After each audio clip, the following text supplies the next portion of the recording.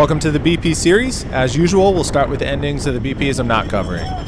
So this is BP number 6. I'm on Paul's wheel going into the final lap, and he throws a flyer, so I'm definitely going to follow this one. And there's a breakaway up the road. I'm not sure exactly how many people are in it, but we don't get enough separation here. We jump 20 seconds ahead to the lead out on the back stretch, and we have a bit of controversy. So here's a question. Do you have a right to your teammate's wheel during a lead out? It's kind of a gray area in cycling, but feel free to leave your comments below. Yeah, not a great scene, and I know this is mild compared to what Legion does. I'm a big believer that actions speak louder than words, and Chris didn't actually do anything bad. He didn't push or shove, but screaming F-bombs on the last lap is not a good look for a practice race. But notice how John Krugler comes to the rescue during the commotion and leads out Chris and I. You know, it's hard to tell whether he was keeping it fast for Johnny or just trying to keep the race safe, but either way, very classy act from him. And Chris is one of the nicest people you ever meet. When I think of him, I picture him riding down the bike path saying hi to every person he comes across, but he's a fierce competitor. And he actually stopped racing BPs after this race. He pulled out of the series. So you never know what someone's going through. The breakaway was 7 people, so this was all for no points anyway. And I've been there. I played 1 year in minor league independent baseball after college, and I was so built up with frustration against another team that I was ready to charge the mound because the other team said they were going to hit me on purpose. Coverage on ESPN this year, and has done a great job. And Hunter Strickland now, here we go. Harper's charging the mound. Oh my goodness. Whoa. Baseball players are good fighters, eh? So a break of 2 cutaway made it in this one. This is BP number 7. And the other teams didn't burn enough guys to bring them back, which is really bad in my opinion. You should never have 2 teammates make it to the end together. So this is the field sprint for 3rd. Mike P gets pinched on my right there as I go around to the left and Johnny goes around to the right. I put out a great sprint, but Taylor and Red went really early, and Johnny and I couldn't catch him. Taylor is a master at positioning. I wasn't at BP 8, so this is BP 9. Reverse direction. We get a field sprint, but I'm angled to the left of the guy's wheel in front of me, which is a big mistake as Johnny jumps really hard to the right and takes the ideal inside line. I'm forced to go really wide, which results in a far longer sprint than those on the inside. This is my first time racing this direction all year. Johnny blew us all out of the water. This sprint wasn't even close, and I learned my lesson the hard way. You have to protect that inside line. So here are the results from BP 8 and BP 9. BP 10, reverse, and it's another field sprint. This one's a long, extended sprint, which is usually my specialty, but I didn't have the best legs or positioning today. Positioning is tough for me in this direction. I'm not totally sure why. I think I go into the corner a little bit too deep. So Noel goes blazing by me on the left, and I finish in my favorite spot, 8th. Donnie's won the past 3 BPs, so he's starting to run away with the overall as well. So we'll go to the overall leaderboard. He's got a commanding lead, and top 4 is all cutaway now. So on to the race I'm covering today. This is BP number 11. The theme is how to disrupt the chase. And lap 3, we already have a big break being established, and I'm finally going to be on the right side of it this time. So you can see here I'm going to overlay Phil's perspective that we get a big gap really quickly as I'm jumping on the end of this train. And finally, I make the break. I've missed it so many times. It's very frustrating for me, but this time I made it. It went really early going into lap 4 here. Normally it goes later, but I'll take it, you know. It's a big group, but I'm eager to contribute. Coming into the next lap, I'm so ready to establish this break that I go around 3 guys ahead of me and start ripping a pole before it's even my turn to be on the front. And yeah, I really want this to work. Bill's gonna yell at me to ease into it. And it's true, we're on lap 5 and I'm way too overexcited and overeager right now. I still have never made the winning breakaway, and I just want to push it today. So I wasn't being all that smooth. You have to ease into the effort. I've talked about this at the first video I ever made, so I'm not following my own advice. Bill, the veteran, is trying to calm me down because he knows this group is too big and I'm trying to do too much. So he's the voice of reason right now. We move on to lap 8, and we've been rolling smooth enough. Some people are pulling more than others, but nobody's refusing to pull yet. I just did. Oh, I have a little bit of attitude in my voice. I think Sheridan to the left of me wanted me to pull, and I just did, so I guess I'm forced onto the front again. The breakaway was 10 riders initially with a good team split. We had 3 cutaway, and I think they're okay with this dynamic, but Phil, Noel, and one other rider have bridged their way across, as you can see in his footage, so they need time to rest at the back. And the breakaway is getting too big. We're up to 13 now. That's just too many. So Brooke did come to the front to relieve me, and I actually tell him thank you. Thank you. And as soon as I'm done saying that, we get the first sign of dysfunction in the break. Sheridan attacks on the left, ruins the cohesion that we had so far. And this is really unfortunate timing for me because I'm relatively tired. I had just taken a couple of pulls. It's finally my turn to slot into the back. And so one rider off the front is not a huge threat. But if anyone attempts to join him, then I could be in trouble because I won't be near the front to respond. So I'm foreshadowing a bit because what do you think is going to happen next with a group of 13 riders? Well, no surprise, some of the strongest riders in the group attack it. 2 cutaway, John and Andrew send it. They close the gap to Sheridan and in fact go right past him. And the chase is on. Some of the other riders near the front recognize the threat, respond, and up the pace. And so I actually wasn't totally concerned, especially here as I'm doing over 1,000 watts. You know, I thought we had snapped them right back, especially with a big effort like this. I'm in good position in the back. I'm getting an ideal draft. But then the group runs out of steam. You know, Bill was on the front doing the majority of the chasing, and now nobody comes to relieve him. So the 2 cutaway riders are off the front now. They have a big gap, and because they're teammates, they're going to work together perfectly.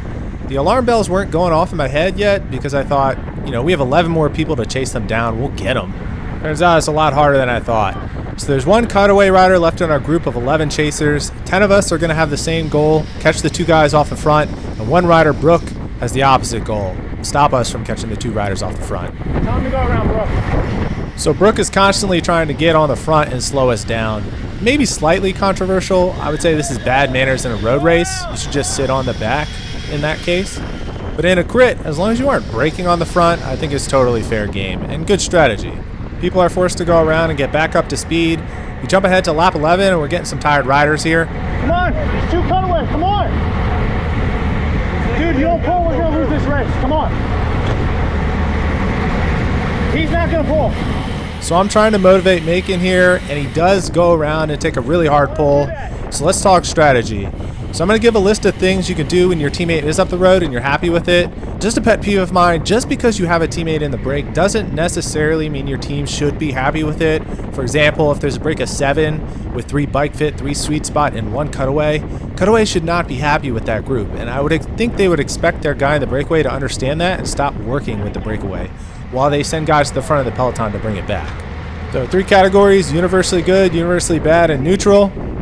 Universally good, going to the front and soft pedaling. And this is what Brooke is doing, and it's helping his teammates get further up the road.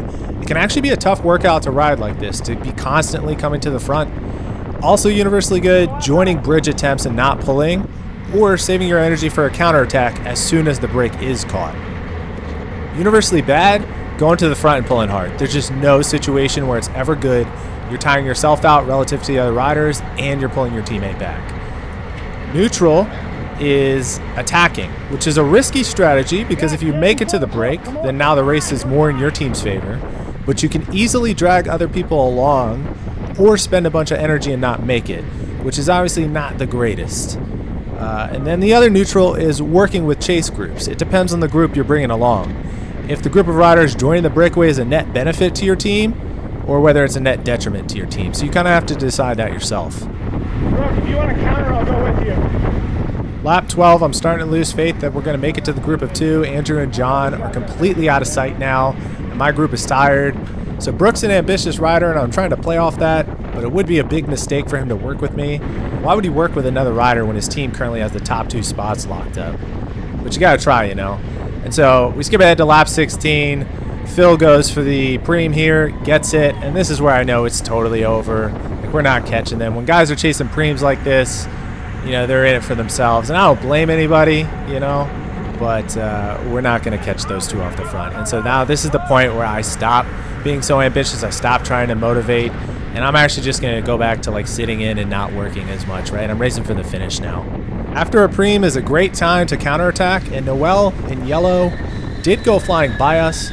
I wasn't quite sure whether this was an attack or a really hard pull, but of course you have to be wary that even though this is Group 2, we could get a further split in the field. And I'm starting to look at my main sprint competition now. It's Taylor and Noel, and the rest of the guys may attack if they don't want this coming down to a sprint. Whoa, wait a minute. Did you see that?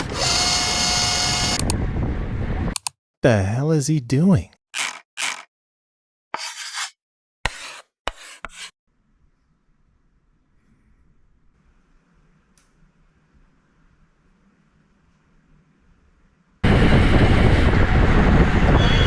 Taylor, make sure you watch Brooke. You gotta be on it if Brooke goes. 2 laps to go, and Taylor and I are in the same boat. We both want to get it to a sprint. But I know we have to control Brooke. Brooke's going to go, and I'm relying on Taylor to cover it immediately if I'm behind him. So skip ahead to 1.5 to go, and what I know to be true is happening right now.